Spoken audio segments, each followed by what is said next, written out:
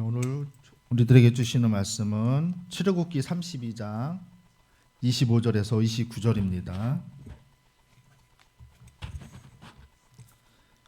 출애굽기 32장 25절에서 29절입니다.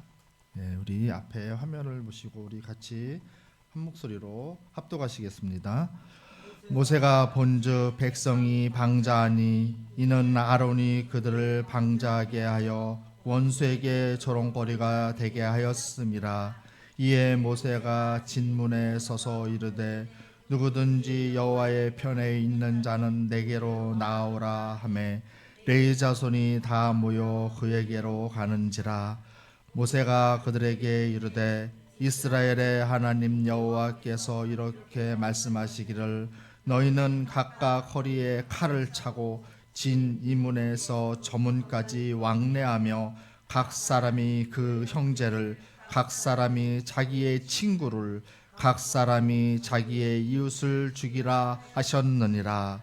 레위 자손이 모세의 말대로 행하매 이날에 백성 중에 3,000명 가량이 죽임을 당하니라. 모세가 이르되 각 사람이 자기의 아들과 자기의 형제를 쳤으니 오늘 여호와께 헌신하게 되었느니라. 그가 오늘 너희에게 복을 내리시리라. 아멘. 잠시 기도드리시겠습니다. 지금도 살아계서 역사하시는 신실하신 아버지 하나님 은혜와 사랑을 진심으로 감사를 드립나이다.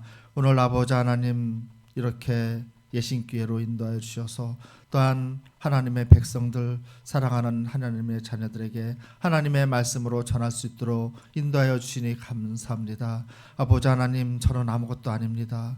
허물 많은 죄인에 불과합니다. 그러나 우리 예수님께서 함께해 주시고 성령님이 역사해 주심으로 말미암아 사랑하는 자녀들에게 하나님의 말씀만 전할 수 있도록 인도하여 주시고 예수님만 전할 수 있는 은혜를 내려주시기를 간절히 원합나이다.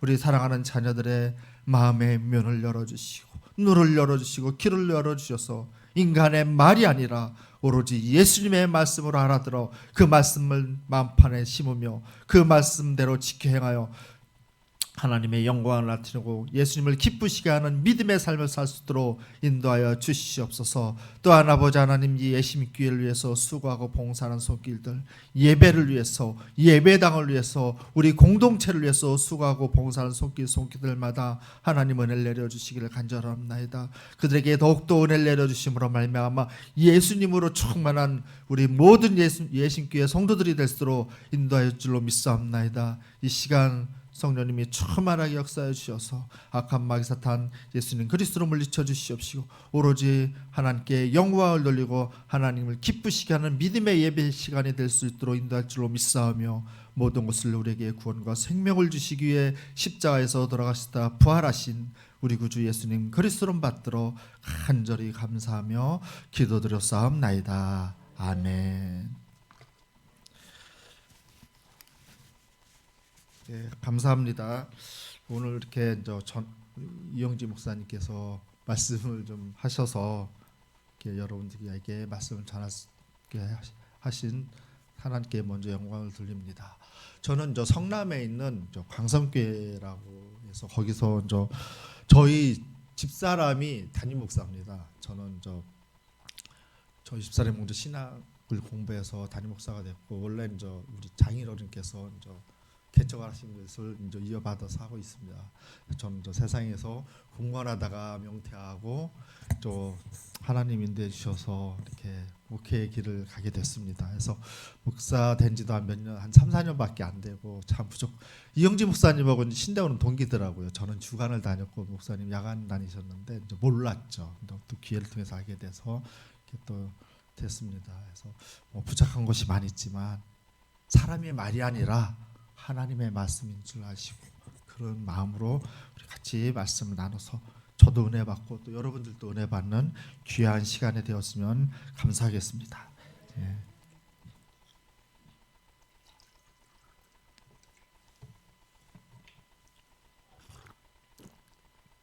죄송합니다. 살아계신 하나님은 오늘도 사랑하는 자녀들에게 은혜와 복을 주시기 위해 신실하게 역사하십니다. 오늘 출애굽기 32장 25절에서 29절 말씀을 죄의 상처라는 제목으로 말씀으로 임하시는 예수님을 만나시는 귀한 은혜의 시간이 되시기를 예수님 그리스도의 이름으로 간절히 축복합니다. 사람은 누구나 자신의 삶을 가장 아름답고 완벽하게 꾸미기를 원합니다. 그렇지 않은 사람은 아무도 없습니다. 하지만 우리가 인생을 살다 보면 뜻하지 않게 어려운 일도 당하고 원하지 않은 일도 당하고 또한 원하지 않았던 상처를 받기도 합니다. 그럴 때 우리에게 가장 힘이 되는 말씀은 우리가 알거니와 하나님을 사랑하는 자 곧 그 뜻대로 부르심을 입은 모든 자들에게는 모든 것이 합력하여 선을 이룬다는 로마서 8장 28절 말씀입니다. 이 말씀은 우리 눈에는 우리 인생에서 생긴 상처가 쓸모없는 것처럼 보이지만 하나님이 그 상처들을 우리들의 인생에서 선으로 바꿔 주신다는 말씀입니다. 그러면 여기서 모든 것에 우리들의 죄로 인한 상처도 포함이 될까요? 만약 우리들의 죄로 인한 상처가 이 모든 것에 포함되어 있지 않다면 이 말씀은 우리에게 아무런 위로가 되지 못합니다. 왜냐하면 우리들은 모두 다 죄인이고 우리의 삶은 머리에서부터 발끝까지 온통 죄의 상처들로 얼룩져 있기 때문입니다. 만약 하나님께서 너희가 선을 행하다가 입은 상처나 억울하게 생긴 상처는 내가 선을 이루도록 해주겠지만 너의 죄로 인한 상처는 내 잘못이니까 네가 알아서 해결을 하라고 하신다면 이 구절은 우리에게 아무런 은혜가 되지 않습니다. 사랑하는 예심교회 성도 여러분, 하나님이 이 모든 것이라고 말씀하셨으면 모든 것입니다. 따라서 이 모든 것에 우리들의 죄로 인한 상처도 포함이 됩니다. 저는 죄로 인한 상처가 너무도 심해서 파괴도 심하여 하나님이 아무리 선을 이루신다 해도 부서지고 남은 나머지 것으로 내 인생을 선하게 만들 것 같지는 않습니다. 그렇게 생각하실지 모르지만 그래도 하나님은 선을 이루십니다. 우리는 우리 인간의 좁은 생각으로 불가능한 일이라고 스스로 결정해 놓고 그것을 하나님의 뜻이라고 우기는 경우가 너무나도 많이 있습니다. 피조물인 인간의 좁은 머리로 어떻게 창조주 하나님의 능력을 제한할 수 있겠습니까? 우리의 남은 인생을 향하신 하나님의 뜻은 우리가 각자 여러분들의 머릿속으로 상상하는 그런 것 같은 좁은 것이 절대로 아닙니다. 혹시 그렇게 생각하시는 분은 우리를 향하신 하나님의 사랑과 하나님의 능력과 권능을 모욕하는 것입니다. 하나님이 선을 이루시겠다고 하셨으면 그 경우의 수는 무궁무진합니다. 우리들이 감히 생각할 수 없을 만큼 무궁무진하다는 말씀입니다. 온 우주를 창조하신 능력과 우리에게 구원과 생명을 주시기에 예수님을 이 땅에 보내주신 사랑으로 우리의 삶을 치유하시겠다고 하시면 거기에는 어떠한 제한도 없습니다. 그래서 사도 바울은 고린도전서 2장 9절에 하나님이 자기를 사랑하는 자들을 위하여 예비하신 모든 것은 눈으로 보지 못하고 귀로 듣지 못하고 사람의 마음으로 생각하지 못하였다 말씀합니다. 즉 인간의 눈이나 귀나 마음으로 가늠할 수 없다는 말씀입니다. 아무리 나의 삶이 죄로 망가졌다 해도 이 자리에 앉아 계신 분들이 세상에서 어떠한 상처와 어려움을 당하셨다 할지라도 지금 이 순간부터라도 예수님을 믿고 의지하면 나의 삶, 여러분 각자의 삶은 놀라운 선으로 예수님이 바꾸어 주십니다. 그 놀라운 이야기를 오늘 본문 말씀 레위 자손을 통해서 우리가 알아보려고 합니다. 창세기 34장에는 이런 말씀 이야기가 나옵니다. 여러분들도 아시겠지만 야곱이 외삼촌 라반의 집에서 살다가 이제 막 독립하여 세겜이라는 곳에 이르렀습니다. 야곱의 딸 디나가 세겜성 사람들이 어떻게 사는지 궁금해서 요즘 말로 세상 구경하러 나갔다가 그만 성의 주장인 세겜에 의해서 욕을 당하고 맙니다. 그러자 야곱의 아들 중 시므온과 레위가 계략을 꾸며 세겜성의 남자들을 다 자기 누이 디나하고 결혼하려면 할례를 받아야 된다고 속여서 할례를 다 받도록 만든 후에 그들이 움직이기가 어려울 때 그들을 모두 죽이고 재산을 약탈해 왔습니다. 물론 디나를 범한 세겜은 벌을 받아 마땅하지만 세겜 한 사람 때문에 그 성 안에 있는 모든 성인 남자들을 죽이고 그들의 재산을 약탈한 것은 하나님 앞에서 엄청난 죄악이었습니다. 또한 창세기 49장에서는 야곱의 유언이 나옵니다. 야곱이 죽을 때가 되니까 12아들들을 차례로 예언을 하던 중 시므온과 레위에 대해서는 49장 5절에서 7절에 이렇게 유언을 합니다. 시므온과 레위는 형제요 그들의 칼은 폭력의 도구로다. 내 호나 그들의 모유에 상관하지 말지어다. 내 영광아 그들의 집회에 참여하지 말지어다. 그들이 그들의 분노대로 사람을 죽이고 그들의 혈기대로 소의 발목 힘줄을 끊었음이로다.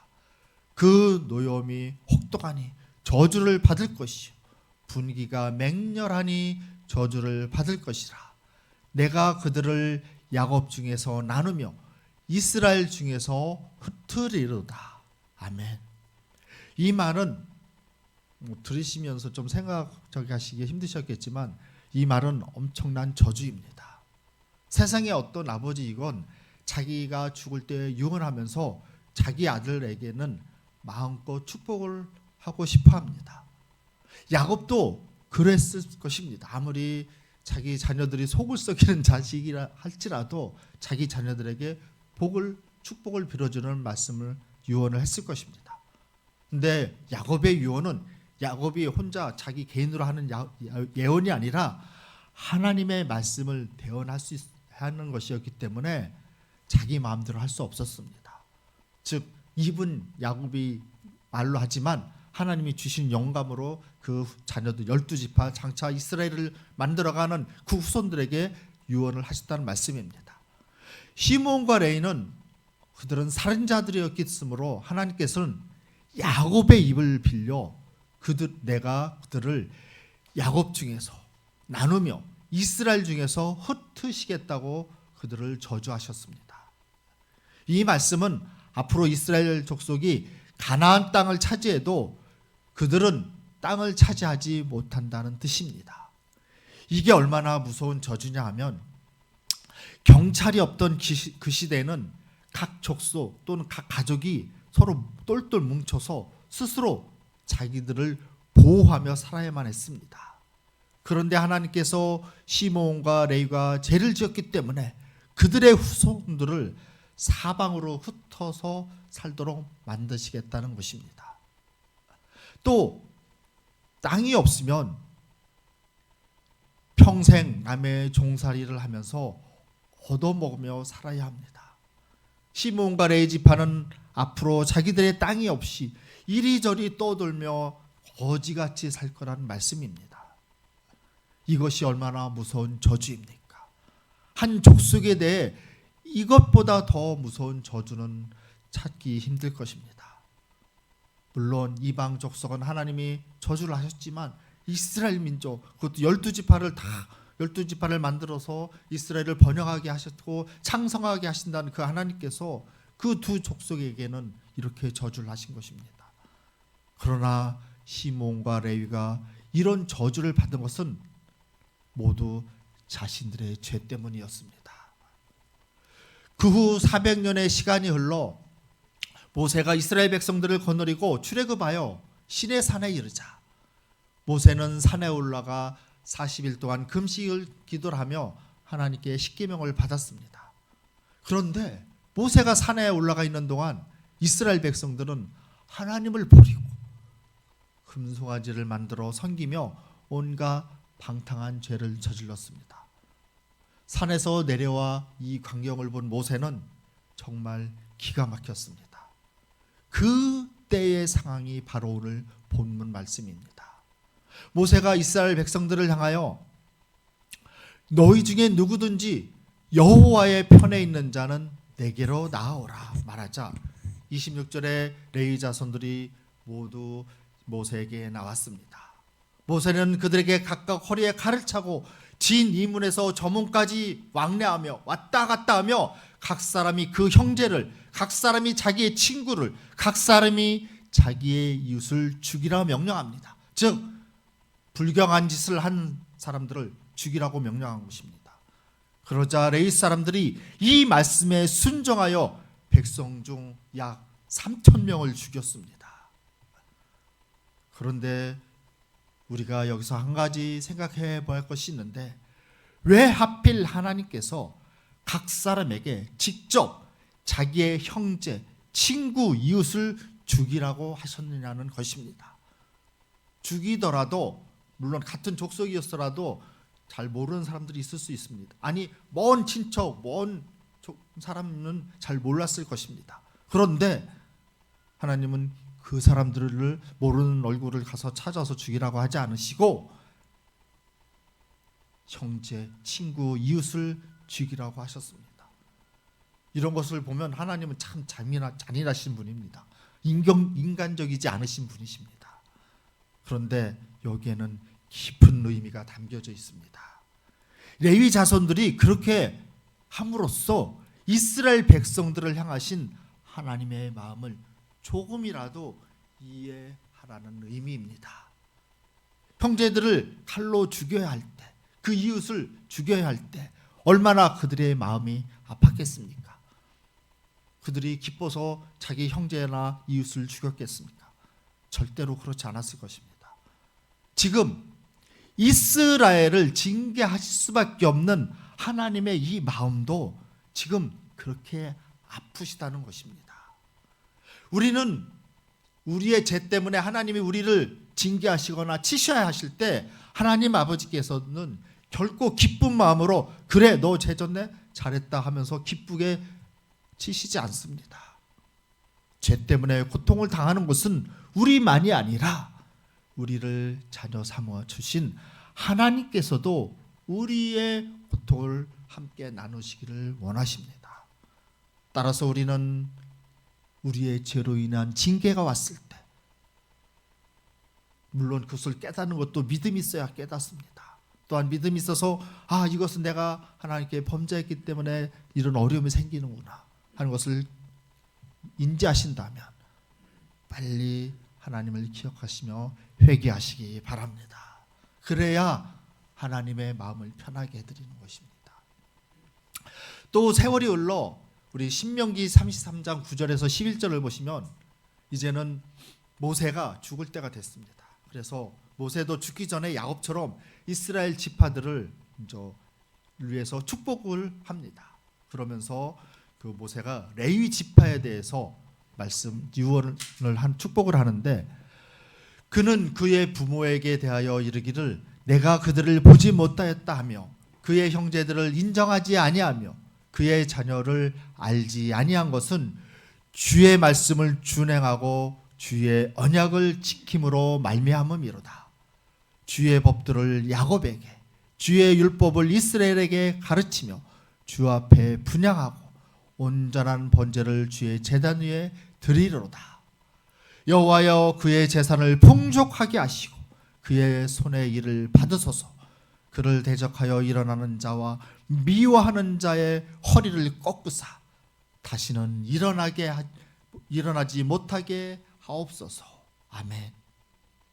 9절은 레위 지파가 하나님의 말씀에 순종했던 일을, 즉 모세가 시내산에서 내려와서 범죄한 때 모세가 그 백성들을 죽이라고 했던 그 일을 순종했던 일을, 또한 10절은 하나님께서 모세의 유언을 통해 레위 자손들을 제사장 지파로 확정하시며 11절은 그들의 삶의 은혜를 내려주신다는 말씀입니다. 이렇게 레위 자손들의 이야기는 해피엔드로 끝을 맺습니다. 그럼 레위와 함께 세겜 사람들을 죽였던 시므온 자손들은 어떻게 되었을까요? 시므온 지파에 대해서는 모세의 축복이 담긴 신명기 33장을 아무리 찾아봐도 전혀 언급이 없습니다. 그들은 아예 모세의 축복 기도에 그 이름이 제외되었습니다. 또 그들의 인구도 그들이 그 족속이 지파가 저주를 받았다는 것을 보여줍니다. 옛날에는 인구가 늘어나는 것을 하나님이 주신 복의 상징으로 보았습니다. 물론 지금도 우리나라 인구가 줄어들지 않습니까? 인구가 점점 줄어들면 후손들이 없으면 우리나라도 2100년 가까이 되면 인구가 줄어들어서 점점 없어지는 나라가 된다고 예상을 하고 있습니다. 이 당시에 시므온 지파가 출애굽 후 1차 인구 조사를 했을 때 인구가 59,300명이었습니다. 그런데 가나안을 들어가기 전에 민수기에서 말 그대로 2차 인구 조사를 했을 때는 오히려 그 인구가 22,200명으로 반 이하로 줄었습니다. 그리고 가나안 땅에 들어가서는 그들이 땅을 분배는 받았는데, 우리 성경 앞뒤에 보시면 그 12지파 땅 받은 게 나오는데, 거길 보시면 유다 지파 안에 그 안에서 또한 척박한 받았습니다. 다른 지파는 경계가 있어서 했는데 이 지파는 경계가 있긴 한데 유다 지파 안에 그 속에 있는 땅만 받았습니다. 즉 하나님이 시므온 지파에게 저주를 내리신다는 그 말씀이 이루어졌다는 말씀입니다. 우리는 오늘 이 레위 자손들의 이야기를 통해 몇 가지 생각해 보셔야 할 것이 있습니다.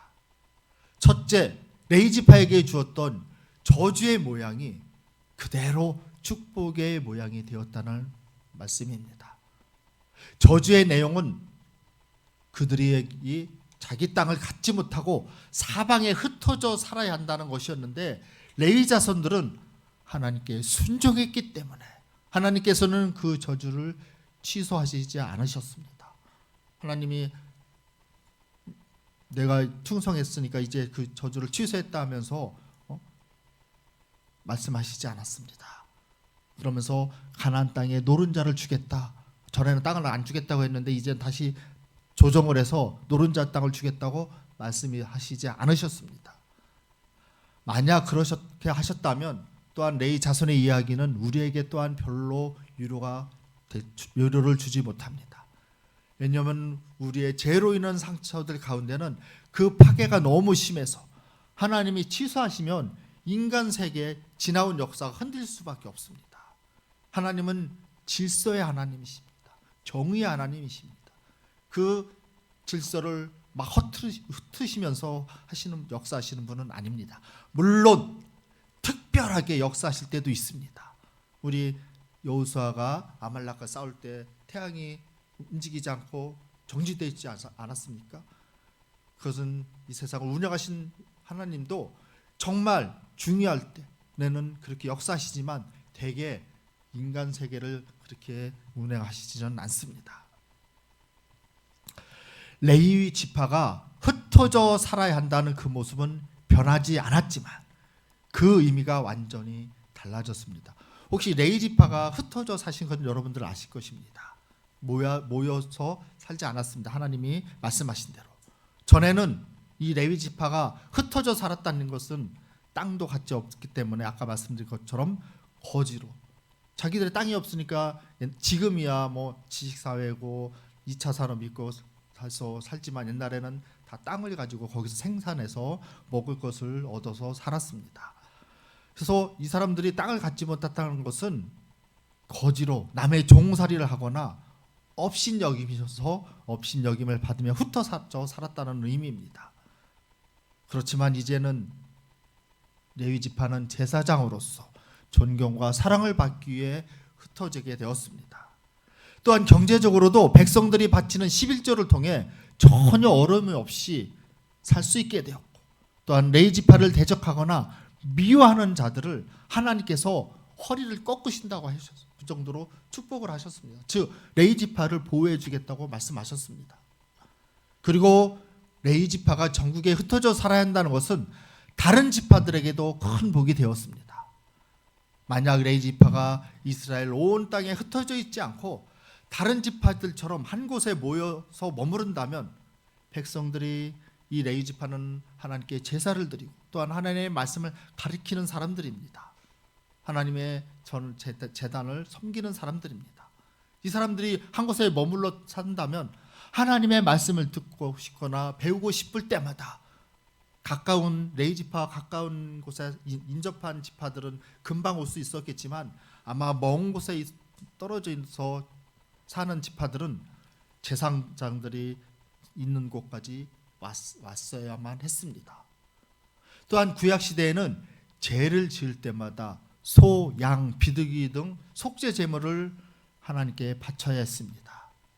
백성들이 죄를 회개할 때 자신들의 생업을 며칠씩 제쳐놓고 양이나 소를 끌고 레위 제사장이 있는 곳까지 먼 여행을 했어야만 했을 것입니다. 이것이 얼마나 불편한 일이었겠습니까? 하지만 레위 지파 사람들이 각 11지파 그 사이에 12지파 그 사이에 각 껴서 살았기 때문에 그들과 같이 살았기 때문에 그들은 그럴 필요가 전혀 없었습니다. 그 발단은 흩어져 살아야 한다는 원래의 저주 때문이었지만 이제 그것은 레위 자손들뿐만 아니라 다른 12지파들에게도 절대로 저주가 아닙니다. 만약 제사장들이 흩어져 있는 것이 아니라 한 지방에 모여서 자기들의 성과 토지를 소유하고 살았다면 말씀을 연구하고 가르치며 하나님께 제사를 드리는 일보다 오히려 성을 쌓고 농사를 짓는 또한 양을 키우거나 즉 먹고 사는 일에 더 전념했을 것입니다. 인간에게 가장 중요한 것 중에 하나가 먹고 사는 것입니다. 즉 하나님이 레위지파를 선택하셔서 제사장 지파로 만들어주시고 제사장이 그 지파에서 나오고 또한 하나님의 전을 섬기면서 전에서 오늘 말로 예배당을 섬기며 예배당에서 일어난 일을 섬기게 하신 그 사람들이 자기들이 땅이 있었다면 다른 짓을 했을 것이라는 말씀입니다. 그러나 레위인들에게는 또한 일정한 거주지가 없었고 땅이 없었기 때문에 그렇지만 그들은 굶어 죽지 않았습니다. 하나님이 각 12지파에게 11조를 드리게 해서 그걸 가지고 살고 또한 그들은 오로지 하나님의 말씀을 연구하고 가르치며 하나님께 제사 드리는 일에 전념할 수 있었습니다. 레위지파에게 흩어져 살아야 한다는 저주가 없었다면 그들을 아무리 제사장 지파로 축복하셨다 해도 또한 토지가 없는 것 때문에 불평할 수도 있습니다. 사랑하는 예심교회 성도 여러분, 여러분들이 이 말씀을 들으시고 어떤 생각을 하셨습니까? 하나님께서 레위지파의 저주를 축복으로 바꿔놓으신 것을 보면 그 모습이 너무도 완벽하지 않습니까? 원래 그런 저주를 안 받았더라면 어떻게 뻔했나 하는 생각이 들 정도로 섬뜩합니다. 우리들의 삶도 마찬가지입니다. 우리들의 인생에서 우리들의 죄로 인한 상처는 아무짝에도 쓸모없는 인생의 오점으로만 생각이 됩니다. 하지만 하나님께서는 그 상처를 잘라내거나 가리시는 것이 아니라 그 상처의 모습을 그대로 유지하면서 그 자체를 선으로 바꾸어 주십니다. 나중에 회복된 그 모습을 보면 만약에 내가 그런 죄를 짓지 않았더라면 그런 상처가 없었다면 어떻게 되었을까 하는 생각을 하시게 될 것입니다. 그렇다고 해서 우리가 죄를 일부러 지시라는 말씀이 아닙니다. 상처도 안 받는 것이 좋습니다. 그러나 우리는 다 연약한 죄인이고 연약한 존재이기에 세상을 살다 보면 나도 남한테 상처를 주고 남도 나한테 상처를 받을 수밖에 없는 존재입니다. 그러나 그 상처로 인해서 낙심하거나 절망하지 마시라는 말씀입니다. 왜? 하나님께서 이 상처를 모든 것을 합력하여 선을 이루시겠다고 말씀해 주셨기 때문입니다. 그렇기 때문에 하나님은 모든 상처를 손으로 바꾸어 주십니다. 내 머릿속으로는 안 된다고, 안 된다는 결론을 내려놓고 그것이 하나님의 뜻이라고 우기지 마시기 바랍니다. 하나님의 생각은 우리의 생각과 전혀 다릅니다. 물론 우리가 하나님의 뜻을 잘 따르면 같을 수 있습니다. 그러나 하나님의 생각과 우리의 생각은 많이 차이가 나 있습니다. 신실한 하나님은 내가 누구에게도 드러내지 않고 꼭꼭 숨겨놓았던 그 모든 상처를 이용해서 합력하여 선을 이루십니다. 그것도 대충 땜빵을 때우는 것이 아니라 레위 자손들의 경우처럼 가장 아름답고 가장 황홀하게 우리들의 삶을 바꾸어 주십니다. 그런 하나님을 신뢰하시기를 바랍니다. 두 번째로 우리가 기억해야 할 것은 레위 자손들은 자신들의 저주를 알면서도 하나님께 계속 충성했다는 것입니다. 우리 26절을 보시면 모세가 누구든지 여호와의 편에 있는 자는 내게로 나오라고 말합니다. 그러면 일반적으로 생각되는 모습은 모든 지파, 레위 지파를 제외한 다른 지파 12지파에서도 모든 사람이 나오는 것은 아니지만 몇 사람씩이라도 모세 앞에 나왔어야 합니다.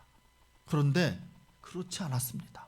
이상하게도 다른 지파에서는 사람이 나왔다는 말씀은 성경에 기록되어 있지 않습니다. 단지 레위 자손이 다 모여 그에게 모세에게 가는지라 말씀하고 있습니다. 다른 지파 사람들은 한 명도 모세에게 나오지 않았는데 레위 자손들은 한 사람도 빠짐없이 모세에게 다 나왔습니다. 이게 무슨 뜻이냐 하면 교육이 있었다는 뜻입니다. 성경에는 기록되어 있지 않았지만 이런 일이 가능하기 위해서는 레위 지파에게, 레위 후손들에게 철저한 종교 교육이 있었어야만 합니다. 이 일은 레위 지파가 제사장 지파로 임명을 받기 전의 사건이라는 것을 기억하셔야 합니다. 지금 레위 지파가 다른 지파들과 비교해서 다른 점이 하나 있는데, 다른 지파들은 가나안 땅에서 누릴 복을 바라보며 애굽에서 나왔지만 레위 지파 앞에 놓인 것은 자기 조상 레위의 죄 때문에 저주밖에 없었습니다. 자기 조상 레위의 죄 때문에 그들은 가나안 땅을 들어가 봤자 땅을 주지 않는다고 하나님이 말씀하셨습니다. 사랑하는 예신교회 성도 여러분, 사람이 미래에 엄청난 복이 보장되어 있어도 하나님을 꾸준히 잘 섬기며 산다는 것은 결코 쉬운 일이 아닙니다. 우리도 그렇지 않습니까? 예수님이 다시 오시는 날 우리는 예수님의 신부로 예수님과 영원히 천국에서 산다고 해도 우리는 예수님을 잘 믿지 못하고 제대로 섬기지 못합니다. 우리는 그렇게 연약한 죄인이라는 말씀입니다. 그런데 레위 지파는 그 레위 자손들에게는 복이 아니라 엄청난 저주가 내려져 있었지만 오히려 그들은 다른 지파들보다 더 하나님을 잘 섬겼습니다. 그래서 하나님 편에 서 있는 자가 나오라고 할 때, 모세가 말할 때 레위 지파 사람들은 한 명도 빠지지 않고 다 나왔습니다. 순종했습니다. 그것은 아마도 그때까지 수백 년 동안 후손들에게 꾸준히 하나님을 섬기는 교육이 해왔다는 증거입니다. 자기 조상 레위가 내가 하나님 말씀을 자기 아버지의 유언을 통해 우리 후손들이 저주를 받으니 아마 레위도 낙심했을 것입니다. 또 사람이 젊었을 때는 혈기가 왕성해서 내 마음대로 살지만 죽을 때가 되면 다 악한 사람도 착해진다고 하지 않습니까? 자기 인생을 되돌아보니 내가 하나님 앞에 잘못했구나, 죄를 졌구나. 그래서 자기 자녀들한테 이제 하나님을 제대로 믿으라고 아마 유언을 하지 않았을까 생각이 듭니다. 그 유언을 받도록 그 후손들이 하나님 말씀에 무조건 순종하라 하면서 그 후손들의 후손들에게 계속 교육을 시켰지 않았을까, 그런 생각을 할 수 있습니다. 여러분들이 생각하시기에 이 레위지파 사람들은 보통의 상식으로는 도무지 이해가 되지 않습니다.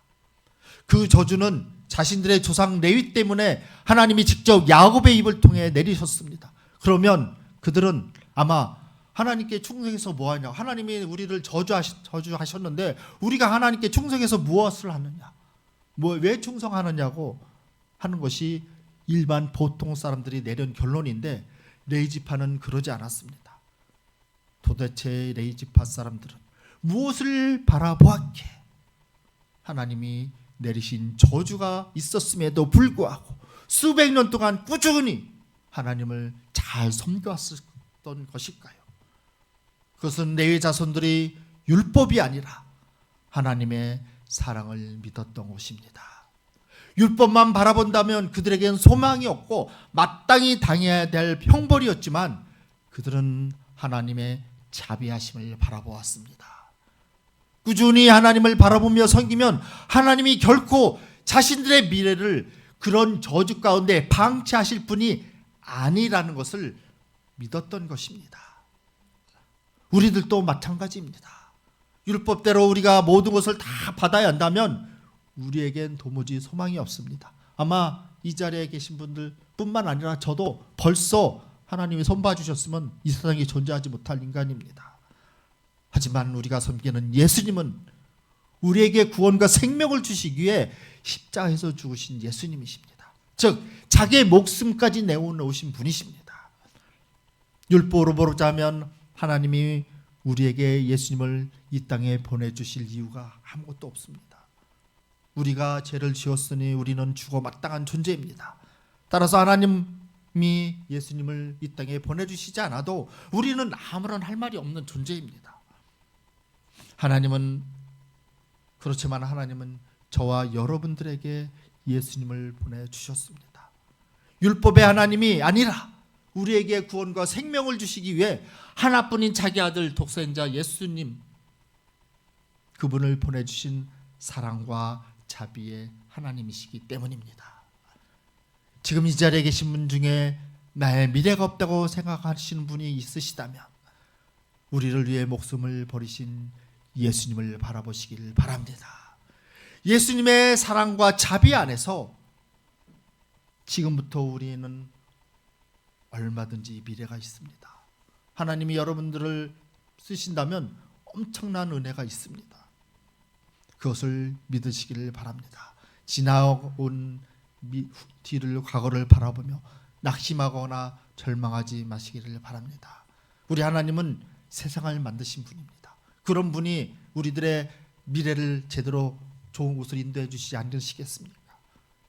우리들의 믿음이 없기 때문에 그 신실하신 하나님을 믿지 못하는 것입니다. 그렇기 때문에 우리가 낙심하고 절망하고 괴로움 속에 있는 것입니다. 세 번째로 우리가 기억해야 할 것은 하나님께서는 우리의 충성을 반드시 기억하신다는 사실입니다. 본문 29절에서 모세가 이르되 각 사람이 자기 아들과 자기의 형제를 쳤으니 오늘 여호와께 헌신하게 되었느니라. 그가 오늘 너희에게 복을 내리시리라. 아멘. 또한 신명기 33장 9절에 그는 그의 부모에게 대하여 이르기를 내가 그들을 보지 못하였다 하며 그의 형제들을 인정하지 아니하며 그의 자녀들을 알지 아니한 것은 주의 말씀을 준행하고 주의 언약을 지킴으로 말미암음이로다. 아멘. 하나님의 말씀에 순종하기 위해 레위 자손들은 자기들이 가까운 자들을 칼로 죽이며 하나님의 말씀에 순종한 그 일을 하나님이 기억하셨습니다. 그 레위 자손들이 그 하나님께 순종한 것은 얼마나 어려웠던 일입니까? 차라리 자기들의 손에 든 칼로 아마 자기 부모를 죽이고 형제를, 즉 범죄한 부모를 죽이고 형제를 죽이는 것보다 내가 죽겠다고 자살하는 것이 더 어떠면 쉬웠을지도 모릅니다. 하지만 그것이 하나님의 명령이었기 때문에, 하나님의 말씀이었기 때문에 그들은 순종했습니다. 그런데 거의 40년이 지난 후에 하나님께서 모세의 입을 통해 그 일을 다시 기억해 주셨습니다. 다른 사람들은 잊었을지 모릅니다. 혹시 레위 자손들 그들도 전에 40여 년 전에 자기들이 그런 순종을 한 것을 잊었을지 모릅니다. 그러나 하나님은 반드시 기억하시고 은혜를 베풀어 주셨습니다. 사랑하는 예신교회 공동체 여러분, 교회에서 예배와 기도와 봉사로 또한 전도로 예수님과 예수님 나라 확장을 위해서 몸과 마음과 시간과 땀과 눈물을 바치고 계십니까? 그런 분들을 예수님은 절대로 그런 분들의 수고를 잊지 않으십니다. 우리는 그런 분들은 다른 마음이 있는 것이 아닙니다. 우리에게 구원과 생명을 주셨기 때문에, 예수님이 우리를 구원시켜 주셨기 때문에 은혜에 감사해서 예수님을 사랑해서 하는 일이라고 하십니다. 이것이 바로 예수님을 향한 믿음입니다. 믿음은 우리에게 구원을 주신 그 예수님께 감사해서 우리가 무엇이라도 해야겠다, 예수님을 위해서, 예수님을 기쁘시게 해서 무엇인가를 해야겠다, 그런 마음으로 나오셔서 예배를 위해서, 예배당을 위해서, 우리 공동체를 위해서 수고하고 봉사하시는 것입니다. 그 수고를 그런데 예수님은 절대로 잃어버리지 않으십니다. 믿음은 예수님이 주신 은혜에 감사해서 예수님께 반응하는 것으로, 이런 믿음이 있는 사람에게 예수님은 반드시 은혜를 내려주십니다. 히브리서 11장 6절 말씀은 이렇게 말씀합니다. 믿음이 없이는 하나님을 기쁘시게 하지 못하나니 하나님께 나아가는 자는 반드시 그가 계신 것과 그가 자기를 찾는 자들에게 상 주시는 이심을 믿어야 할지니라. 아멘. 하나님께 나와 예배드리는 자, 하나님께 나오는 자는 반드시 하나님이 살아계신 것과 또한 자기를 찾는 자들에게 상 주심을 믿어야 할지니라. 그 상이 어떤 상인지 모릅니다. 우리는 다 예수님이 다시 오시는 날 예수님의 신부로 같이 예수님과 영원한 천국에서 같이 삽니다. 그것이 바로 상입니다. 또한 우리가 요한계시록 보면 천국은 황금과 무슨 보석으로 치장되어 있다고 하는데, 천국에서는 황금이 보석이 필요 없습니다. 예수님만 있으면 되는 것입니다. 또한 그 상급이 어떤 것이는지는 우리들의 생각으로는 알 수 없습니다. 그러나 반드시 상급으로 예수님이 채워주십니다. 이것을 믿으시길 바랍니다.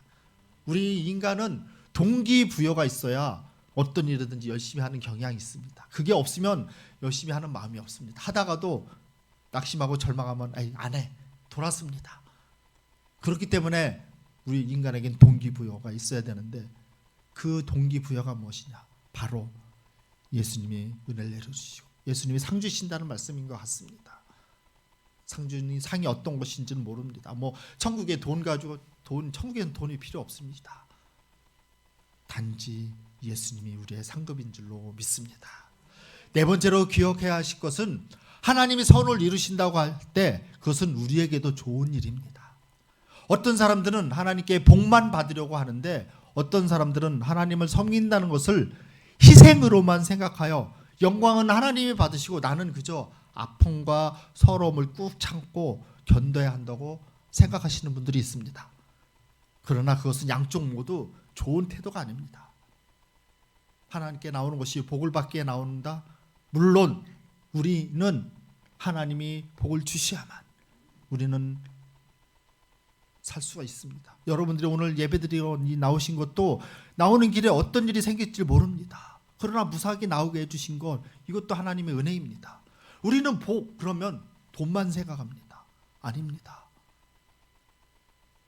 몸이 건강한 것도 복입니다. 은혜 내려주시는 은혜입니다. 내가 병원 다니지 않는 것, 그것도 은혜입니다. 내가 어떤 직장생활 잘 하시는 거, 그것도 은혜입니다.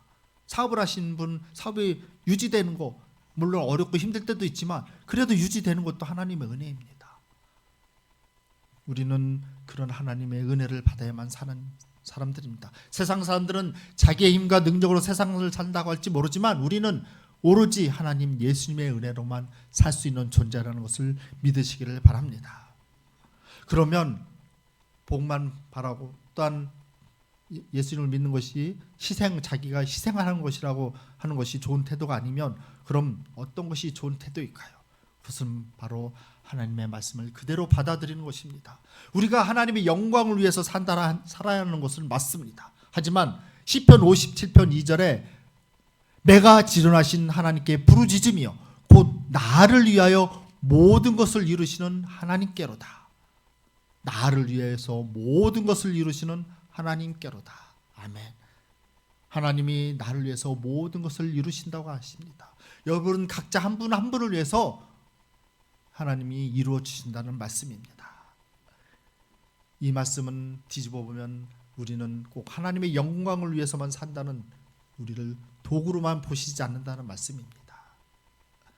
자녀가 부모님을 기쁘게 하는 방법에는 두 가지가 있습니다. 첫째는 부모님을 위해 일을 하거나 또는 순종하는 것이고, 둘째는 부모님의 사랑을 누리며 즐거워하는 것입니다.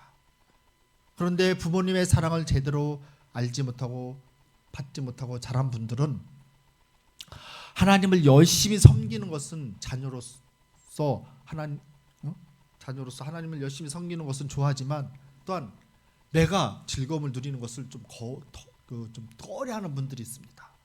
하나님 앞에서 내가 즐거워하는 것을 좀 꺼리는 분이 있다는 말씀입니다. 그러나 하나님은 바로 우리들이 하나님 앞에서 기쁘고 즐거웠게 살기를 원하십니다. 세상 살면서 힘들고 어려워서 낙심되고 절망해서 울며 사는 것이 아니라, 비록 예수님도 그 어렵고 힘든 거 너의 짐을 다 나에게 맡기라고 말씀하시지 않으셨습니까? 그것을 다 맡기고, 비록 내일 우리가 어떤 일을 당할지 모르고 설령 내가 내일 죽는다 할지라도 오늘까지 그것을 맡기고 예수님 앞에서 즐겁고 행복하게 사십시오. 그것이 바로 하나님을 기쁘시게 하는 방법입니다. 여러분들의 자녀가, 여기 계신 분들, 자녀들 키우신 분들 계시겠지만, 여러분들의 자녀가 맨날 여러분들 앞에서 울며 불며 막 좀 안 좋게 살면 여러분들이 마음이 기쁘십니까? 자녀들이 내 앞에서 기쁘고 즐겁고 행복하게 살고 그래야 여러분도 마음이 행복하시지 않습니까? 하나님의 마음도 이와 같습니다. 느헤미야 8장 10절에 이런 말씀이 있습니다. 이날은 우리 주의 성일이니 근심하지 말라. 여호와로 인하여 기뻐하는 것이 너희의 힘이니라. 아멘. 여호와 하나님으로 인하여 기뻐하는 것이 우리의 힘이라고 말씀하십니다. 즉 믿음이 있어야 하나님을 바라보고 기뻐할 수 있습니다. 여러분 잘 아시는 말씀, 요한 3서 2절, 사랑하는 자여 내 영혼이 잘된 같이 내가 범사에 잘되고 강건하기를 내가 강건하노라. 예수님도 우리가 범사에 잘되고 영혼이 잘되고 범사가 잘되고 강건하기를 원하십니다. 우리가 예수님 믿으라고 하니까 예수님 앞에 나와서 충성만 하고 봉사하고 힘들게 일하라는 말씀이 아닙니다. 여러분들에게 의무를 주려고 하는 말씀이 아닙니다. 기쁜 마음으로, 또한 여러분에게도 복이 되고 범사가 잘 되고 강건해지고 그러기를 예수님도 바라십니다. 따라서 우리들이 하나님이 모든 것을 우리의 인생에 합력하여 선호를 이루실 때 우리들도 인간적으로 풍요로워지고 또한 우리의 삶도 건강해질 수 있습니다. 사랑하는 예신교회 공동체 여러분, 우리 중에 완벽한 인생이 누가 있겠습니까? 다 상하고 깨지지 않았습니까? 찔리고 찌그러졌고 잘려나가고, 그게 다 우리의 삶의 모습입니다. 다른 사람들 앞에서야 문제가 없는 척 살아가지만 혼자 있으면 다 아파서 울지 않습니까? 그렇다고 해서 지금 고통을 당하니까 앞으로는 내가 좀 좋아지겠지, 그런 보장도 없습니다. 물론 희망 고문하시는 분도 있을 것입니다. 여러분 우리들의 삶은 다 똑같습니다. 다 상처받았고 힘들고 어렵게 삽니다. 또한 이런 삶을 통해서 앞으로 점점 나아진다는 보장도 없습니다.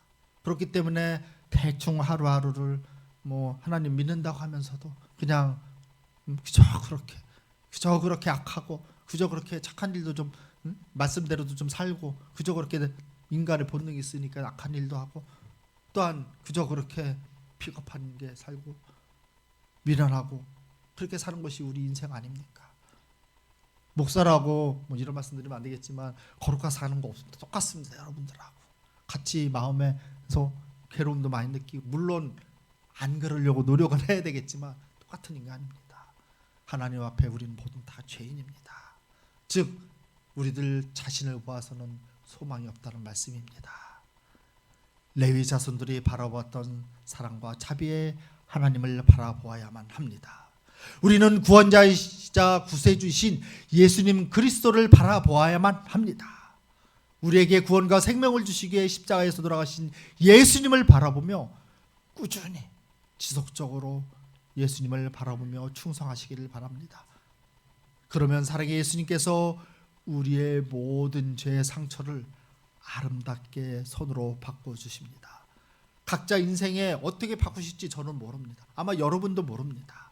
그러나 전지전능하신 하나님이신 예수님께서 여러분들을 가장 좋은 길로, 아름다운 선의 길로 인도해 주십니다.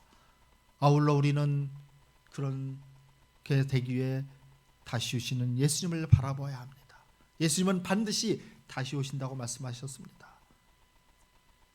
그 예수님을 바라보며 하나님의 자녀이자 예수님의 신부로서 예수님을 기쁘시게 하는 삶, 예수님을 영화롭게 하는 삶, 예수님을 위한 삶을 살아야만 합니다. 이것이 바로 우리 인생의 목표입니다. 우리 인생의 목표는 다른 것이 아닙니다. 세상은 우리들이 100년밖에 못 살고 떠나면 다 없어지는 것입니다. 여러분들의 자녀와 손자녀들은 여러분들이 기억하실지 모르지만 그 증손자, 고손자들은 여러분들 기억하지 않습니다. 다 잊혀지는 것이 세상 일입니다. 그러나 우리가 영원히 잊혀지지 않는 방법은 딱 한 가지입니다. 바로 예수님을 잘 믿는 것입니다. 예수님을 위한 삶을 사는 것입니다. 그러면 다른 사람들 앞에서는 다 잊혀졌지 모르지만 오늘 하나님이 레위 지파 이 사람들이 순종하신 충성을 하나님은 기억하여 주십니다. 그것이 바로 예수님입니다. 따라서 우리는 그런 예수님을 기억하시면서 예수님을 위한 삶을 살기 위해 열심히 믿음 생활하시면서 그런 순종의 삶을 사시기를 우리의 구원자 되시는 예수님 그리스도 이름 받들어 간절히 축복합니다. 아멘.